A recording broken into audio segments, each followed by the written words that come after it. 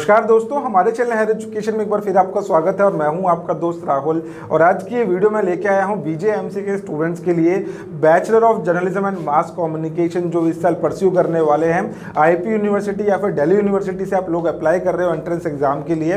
तो ये वीडियो आज आपके लिए बहुत हेल्पफुल होने वाली है।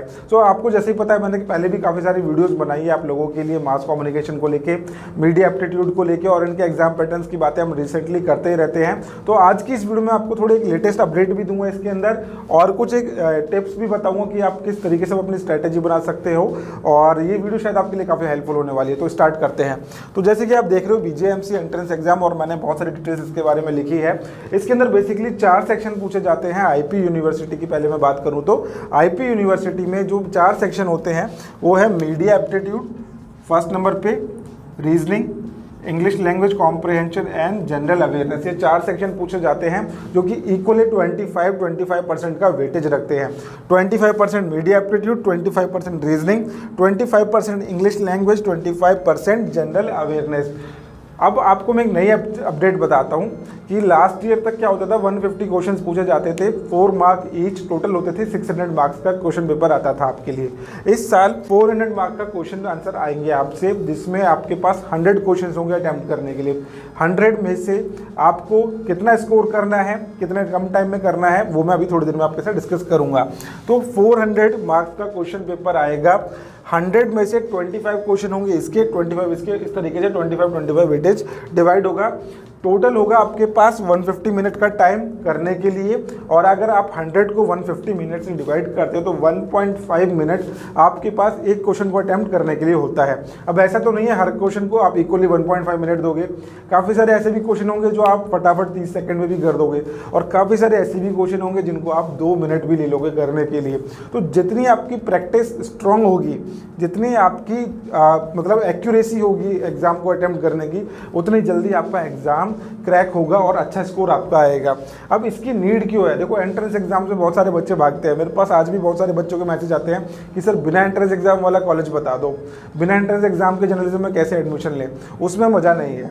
अगर आपको एंकरिंग करनी है या फिर जर्नलिस्ट बनना है, फोटोग्राफर बनना है, तो बेस्ट करो। ये एक बेस है, क्योंकि आपने बहुत लोगों से सुना भी होगा जर्नलिज्म के बाद आगे जाके क्या स्टडी करने वाले हो। क्योंकि अगर आपने ढंग से कर ली ना, तो जर्नलिज्म ही सफिशिएंट है, बीजेएमसी ही सफिशिएंट है, एमजेएमसी तक तो नौबत ही नहीं आएगी। बहुत सारे बच्चे आज की डेट में बीए करने के बाद, बीएससी करने के बाद एमजेएमसी कर रहे हैं मीडिया लाइन में स्विच करने के लिए। तो अभी आपके पास जो बेस बन रहा है, अगर इसको स्ट्रांगली कर लोगे तो आज आगे जाके मास्टर्स आपको नीड है, बट इतनी नहीं पड़ेगी और इतनी डिफिकल्टी भी नहीं आएगी। और इसमें अगर आप बेस्ट कॉलेज की बात करें तो दिल्ली के अंदर आपके पास टॉप कॉलेज हैं वेब्स, Vivekananda institute of professional studies जो कि आईपी के अंडर आता है, Maharaja Agrasen institute of technology, JIMS जो रोहिणी में है और वसंत कुंज में है, बहुत अच्छे कॉलेज है जर्नलिज्म के लिए। डीएसजे दिल्ली स्कूल ऑफ जर्नलिज्म, ये दिल्ली यूनिवर्सिटी का कॉलेज है। इसके लिए आपको एंट्रेंस एग्जाम अलग से देना होता है, एप्लीकेशन फॉर्म अलग से फिल करना होता है। जेएमआई जामिया मिलिया इस्लामिया यूनिवर्सिटी, इसके लिए भी जर्नलिज्म का एंट्रेंस एग्जाम होता है। अब इनके लिए जो एंट्रेंस एग्जाम है उसमें मोस्टली सिलेबस सेम ही रहता है। दिल्ली यूनिवर्सिटी और जेएमआई में बस थोड़ा सा करंट अफेयर्स सबसे ज़्यादा पूछ लेते हैं, और एक्टिव जो नॉलेज है मीडिया की वो आपसे पूछी जाती है। बाकी ऑलमोस्ट सिलेबस पैटर्न सेम है। मीडिया एप्टीट्यूड को आपको कैसे कवर करना है, अब आपके सामने रीजनिंग हो गया। रीजनिंग में मैंने पिछली वीडियो में भी आपको बताया था, और टॉपिक्स आप अभी देख चुके हो, मैंने डिस्क्रिप्शन में भी लिख दूंगा कि रीजनिंग में क्या पूछा जाता है, इन सब टॉपिक्स में क्या क्या आता है, वो सब मैं डिटेल में आपको नीचे डिस्क्रिप्शन में दे दूंगा। और बाकी पहले की वीडियोज़ में भी मैंने बताया था।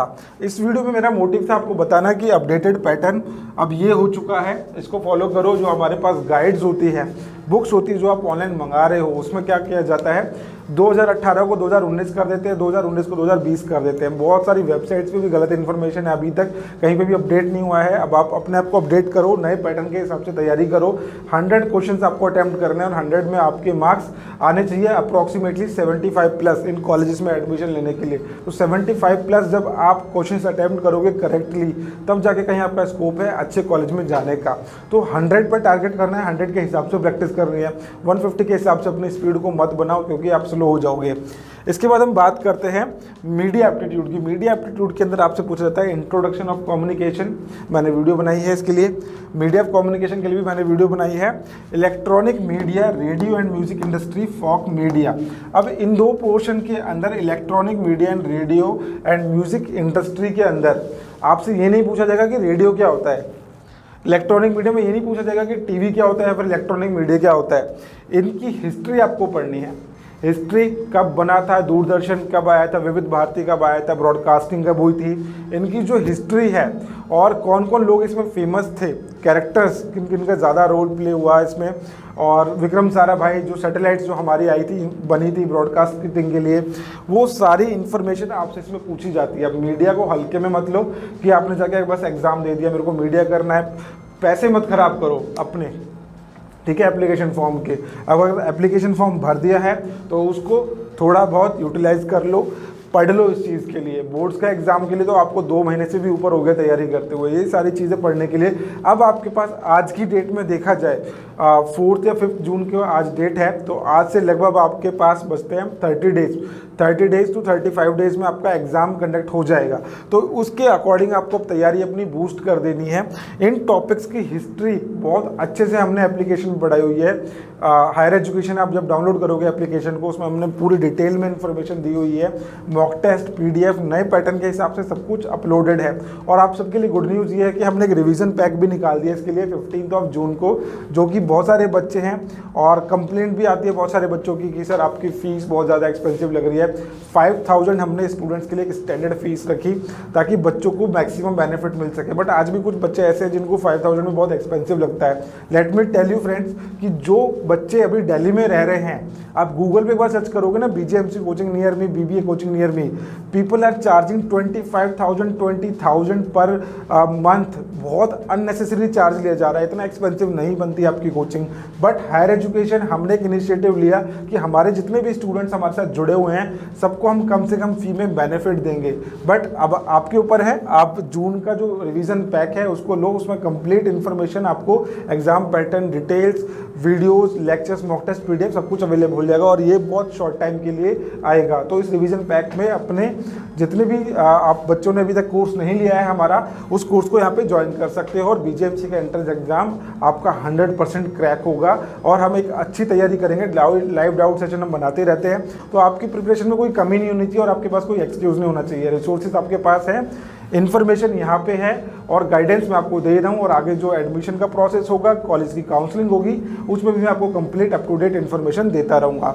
तो फ्रेंड्स, ये थी बीजेएमसी के एंट्रेंस एग्जाम की एक अपडेट इन्फॉर्मेशन। अगर आपका कोई भी डाउट है, क्वेरी पर मुझसे कमेंट सेक्शन में ज़रूर पूछो। और ये वीडियो आपको अच्छी लगी तो ज़रूर लाइक कीजिए और बने रहिए हमारे चैनल हायर एजुकेशन के साथ इसी तरीके का एजुकेशन कॉन्टेंट के लिए। Thank you so much.